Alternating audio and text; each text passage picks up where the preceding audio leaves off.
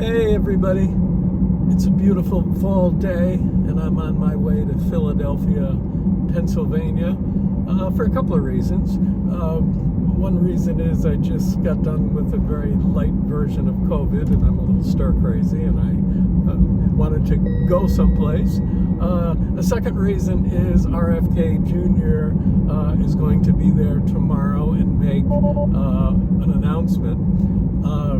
So I'm a little like Forrest Gump, an elderly version of Forrest Gump. When something is going on, I often end up there in the front of it, I guess by design partially, and sometimes serendipitously. I remember years ago being at a peace rally in Washington, D.C., and I came up out of the subway, and when you're underground and then you come up above ground, it's a little disorienting, and I didn't know where the rally was or quite even which way I was facing. And so I just kind of wandered around, and within a minute or two I found myself at the head of the march where all the TV cameras were, and the march was about to start, and Barbara Boxer was there within a few feet of me. Dr. Cornel West was there. And I ended up marching next to him for quite a bit of the march. And I leaned over and said, Dr. West, I want to thank you for all the work you do on behalf of peace and justice and things like that. And he took my arm and he said, no, brother, I thank you for the work you're doing. And we became kind of momentary pals for a while and marched together, and it's a fond memory that I have. So we'll see what happens in Philadelphia. I want to do a walk around Philadelphia. I haven't been there in a number of years. And of course I want to check out the rally. It's at Independence Mall, so I'll be right in the downtown, the historic downtown area, and it should be pretty wonderful in the fall. We'll see what happens. I never know for sure what's going to happen, and I never have, for better or worse, I never have too much of a plan about anything. Anyway, I'm so glad to have you on board to come along with me. Hope you'll stick around for the rest of the tour, and maybe you'll even be kind enough to hit the like and subscribe buttons below. I'm getting closer to 1,000 subscribers.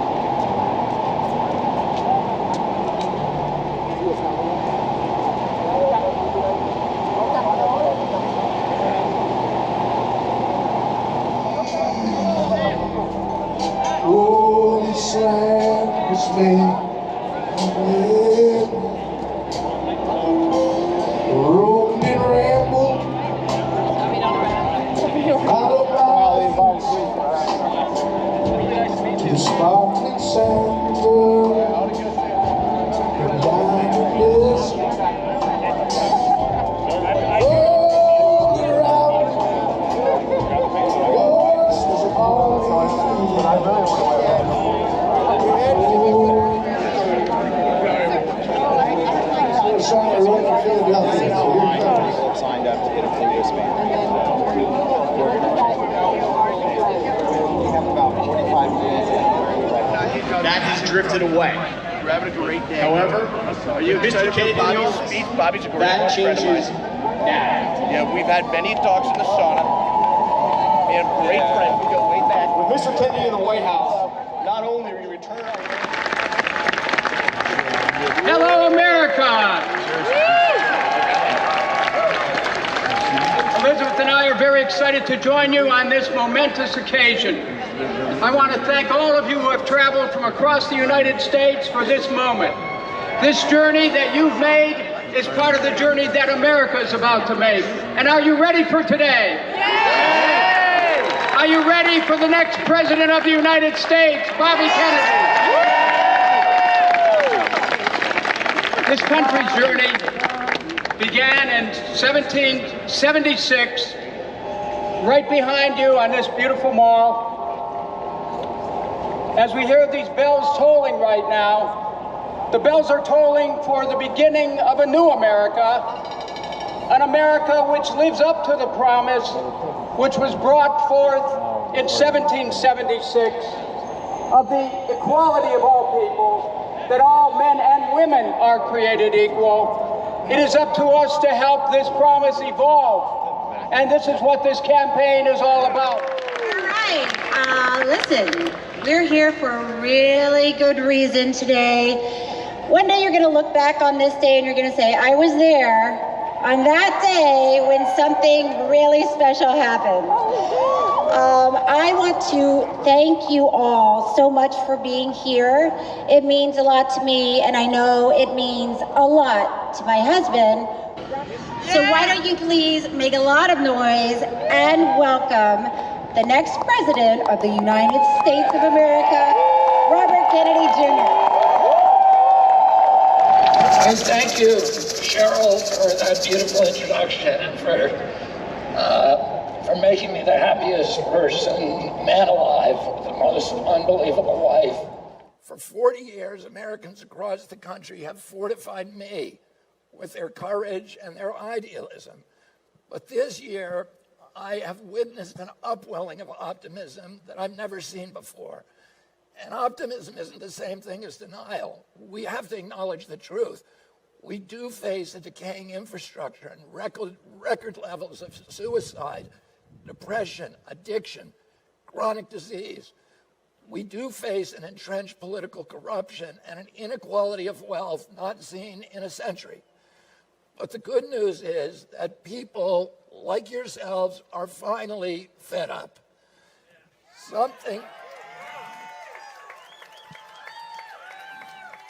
Something is stirring in us that says it doesn't have to be this way. People stop me everywhere at airports, at hotels and malls, on the street, and they remind me that this country is ready for a history-making change. They are ready to reclaim their freedom, their independence. And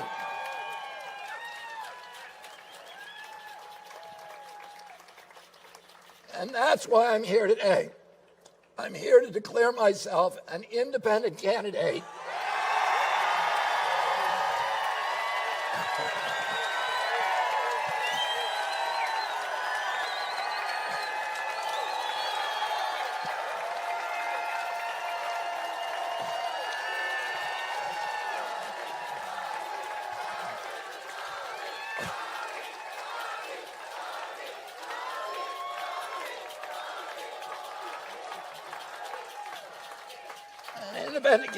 for President of the United States.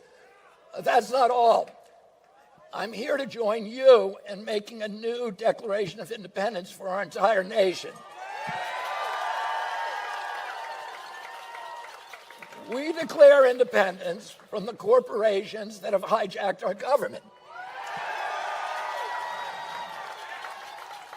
And we declare independence from the Wall Street, from big tech, from big pharma, from big ag, from the military contractors and their lobbyists. And we declare independence from the mercenary media that is here to fortify all of the corporate orthodoxies from their advertisers and to urge us to hate our neighbors and to fear our friends.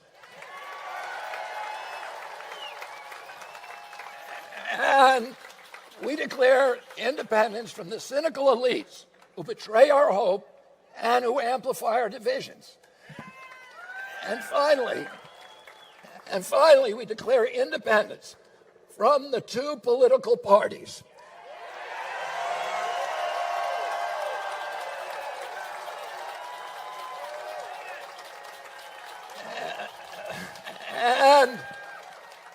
And the corrupt interests that dominate them and the entire rigged system of rancor, of rage, of corruption, of lies that has turned government officials into indentured servants for their corporate bosses.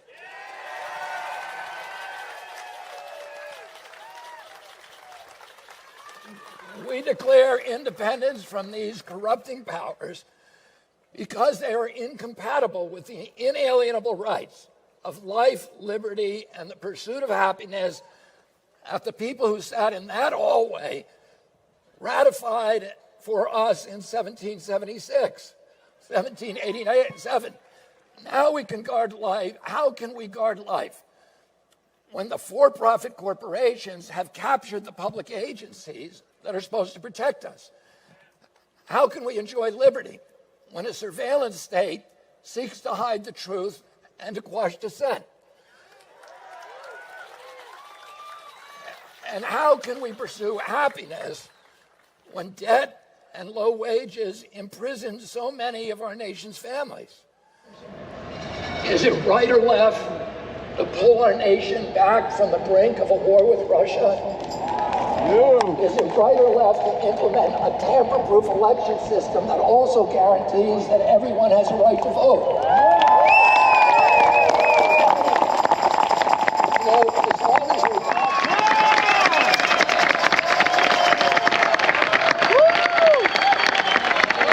are we ready to win?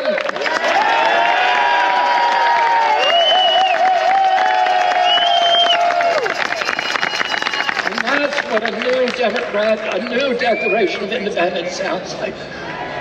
Remember this moment. We have a year and 1 month until the election. Let's go take back our country. Yeah, history, baby. Thank y'all. Take the sign home with y'all when you go. Thank you, ma'am. Appreciate you coming. Thank you, sir. Thank you. We get them highway. Y'all take the sign, buddy.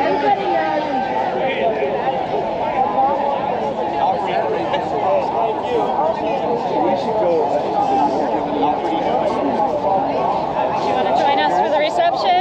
Thanks so much.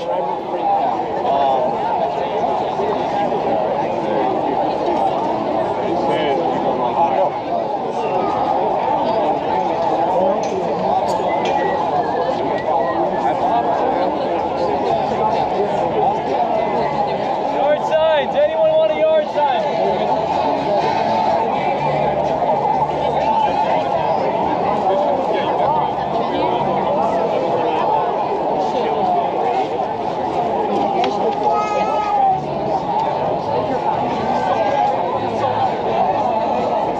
Okay, get this guy. All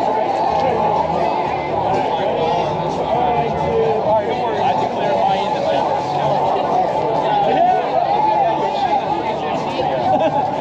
That's what you should do. Make a sign right here. If we can get through, I think two on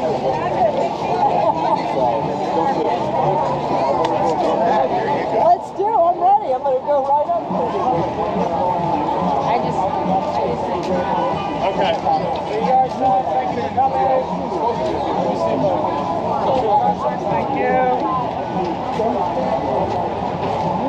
3 yard signs. Thank you for coming, everybody.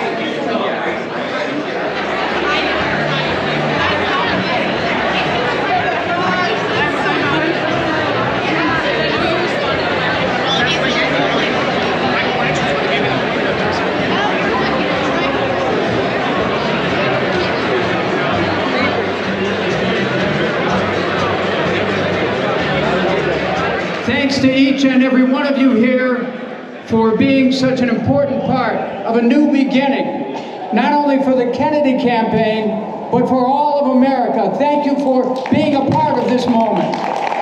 So ladies and gentlemen, please join me in welcoming the next President of the United States, an independent candidate for president, Robert F. Kennedy. Our next president, Robert F. Kennedy Jr.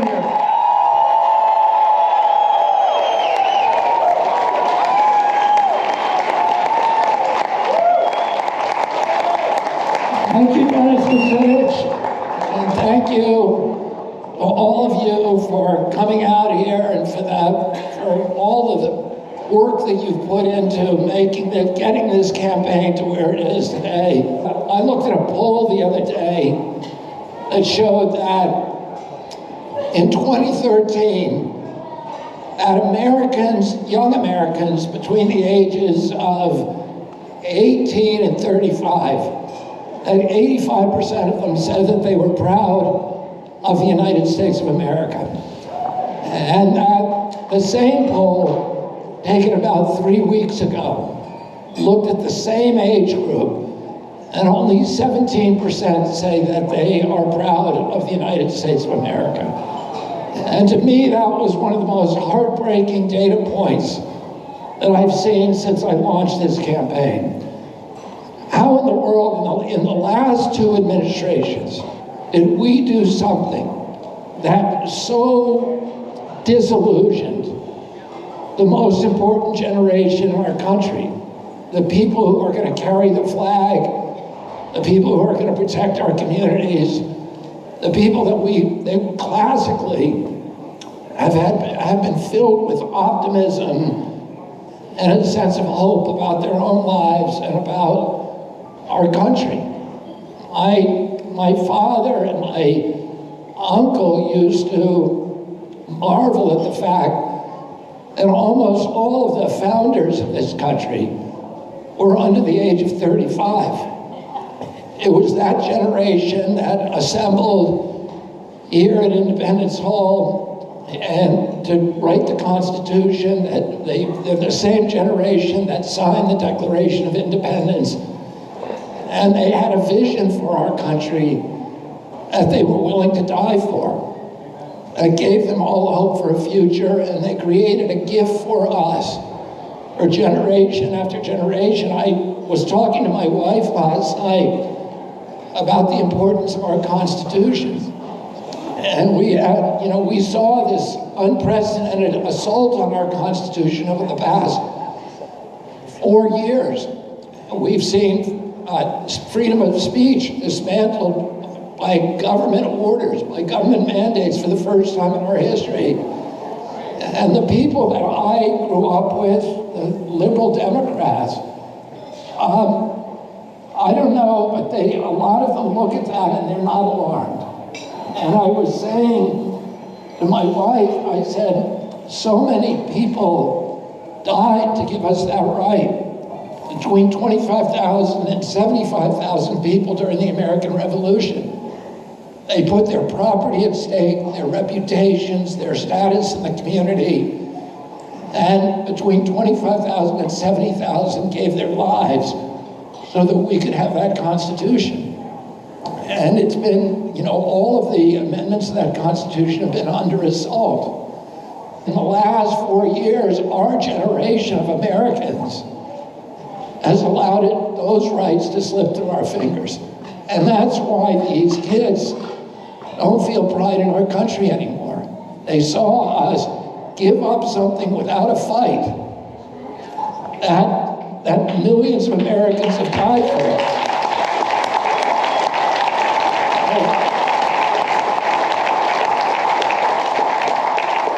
So now we're going to start fighting. And we're going to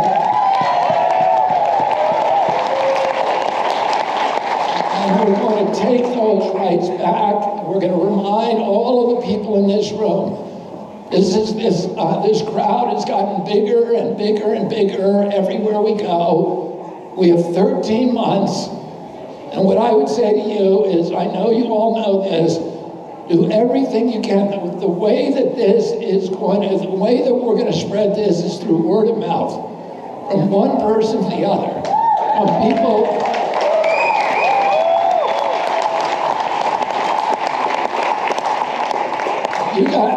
Tell you what, the Democratic Party doesn't like me, most of the people in the Democratic Party. Why is that?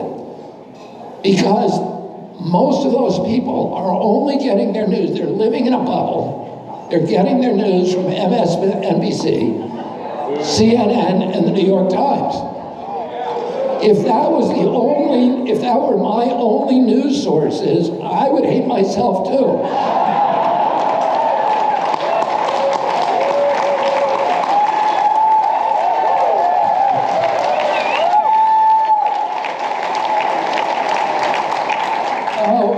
What we found is that if you can get one of those people to watch an actual interview, with one of the forum interviews done, that there's a huge conversion rate. And within 5 or 10 minutes of watching it, people go, oh, he doesn't have horns on his head. He's not completely crazy. He's actually making a lot of sense.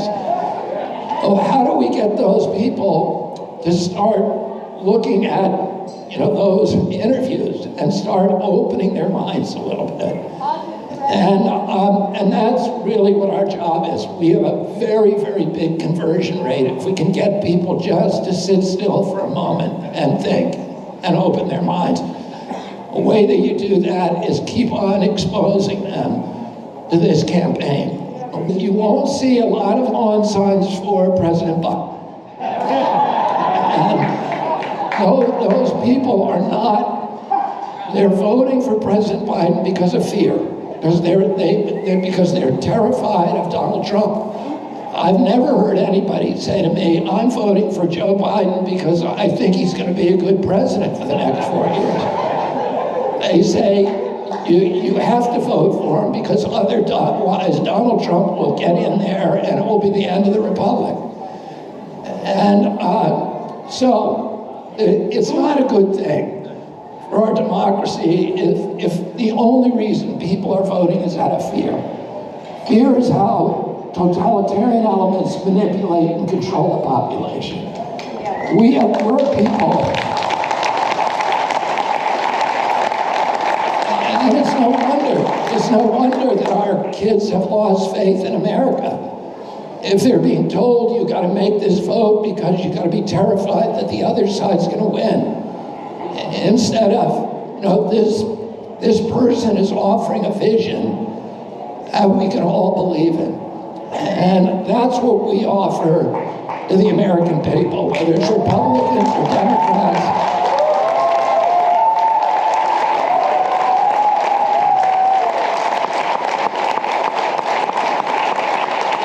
That we can believe in. We all love this country. We believe in her.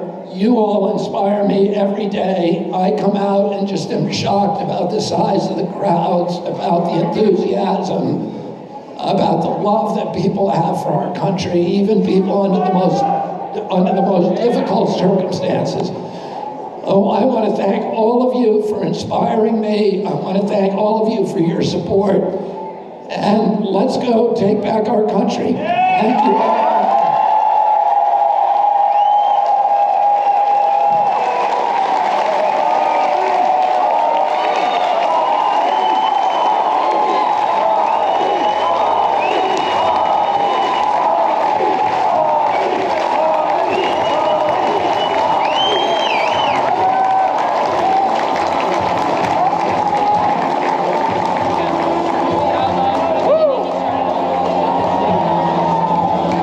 What makes this journey just an incredible experience for those of us that are on Team Kennedy now is looking across the room at how many dynamic individuals have decided to be a part of this. It truly is the dream team that is being guided by something that is beyond all of us. And what I really want to speak to is I've known Robert Kennedy Jr. for many years. He's been fighting for our children. He's been a spectacular American. Even when he was doing things that weren't easy to accept, or maybe we didn't understand it, what you can say about Robert Kennedy Jr. is that if he believes in something, he never lets it go. It doesn't matter how many headlines are against him, how much is thrown at him, what is said. This man has stood in his integrity his entire career. And I don't know any president I can say that about.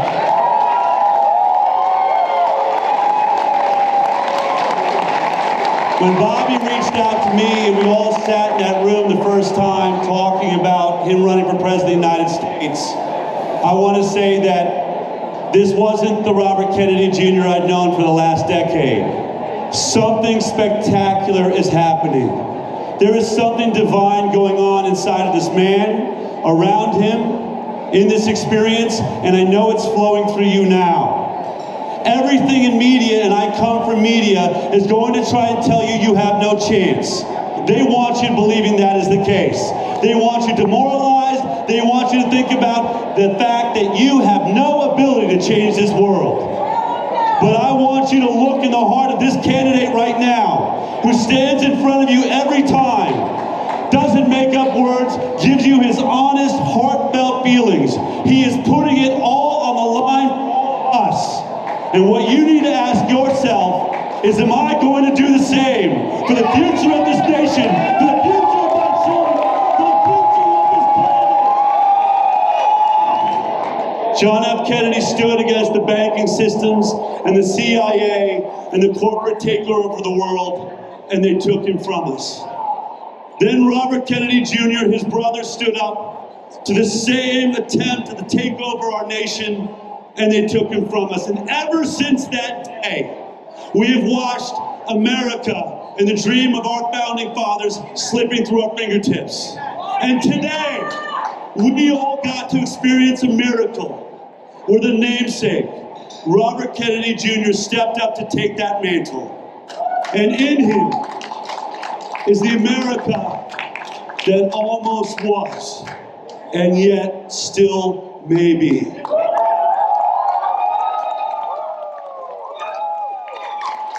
It will only happen with you. We love you. We thank you.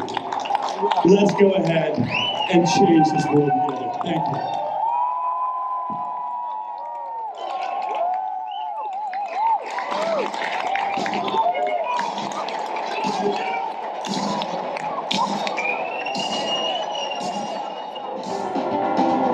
Oh, that friction with your trucks and cars, the way the rub against the road doesn't get you